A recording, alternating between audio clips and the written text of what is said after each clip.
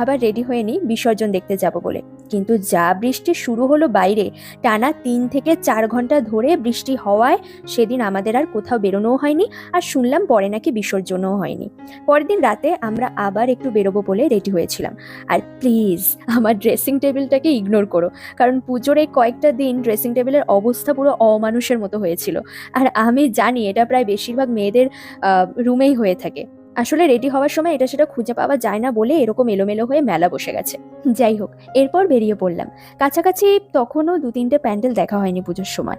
তো পরের দিন কার্নিভাল আছে, তাই ভাবলাম আজকে সেগুলো দেখে আসি। এই পুজোটা হয়েছে বাড়ির কাছে, কিন্তু দেখার সুযোগ আর হয়ে ওঠেনি। চারপাশটা সবুজে সবুজ, খুব সুন্দর লাগছে প্যান্ডেলটা। এরপর আমরা চলে যাই নেক্সট প্যান্ডেল দেখার জন্য। এই 5টা দিন ঠাকুর দেখার ভিড়, গান বাজনার আওয়াজে চারপাশটা এমন উত্তেজিত ছিল। আর এখন রাস্তাগুলোর দিকে তাকালেই কেমন যেন ফাঁকা ফাঁকা লাগছে। তবে লাইটিংগুলো দেখলে মনে হয় যেন এখনো পুজোর আমেজই কাটেনি। এরপর চলে আসি আমরা এই প্যান্ডেলে। কি সুন্দর লাগছে দেখো ভেতরটা। প্যান্ডেলে যেমন সাদার ছোঁয়া, তেমনি প্রতিমা সহ সমস্ত দেবদেবী সাদাতে ভরে উঠেছে। সাদা হলো শান্তির প্রতীক, আর প্রতিমার দিকে একভাবে তাকিয়ে থাকলে ঠিক যেন সেই শান্তিটাই ফিল করা যাচ্ছে। সত্যি খুব সুন্দর। তো এরপর আমাদের আর কোথাও যাওয়া হয়নি।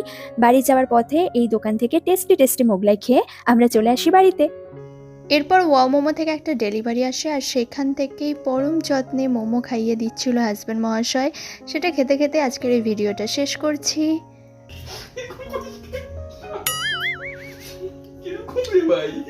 ভিডিওটা এই পর্যন্তই। টাটা, বাই বাই, আবার যেন দেখা পাই।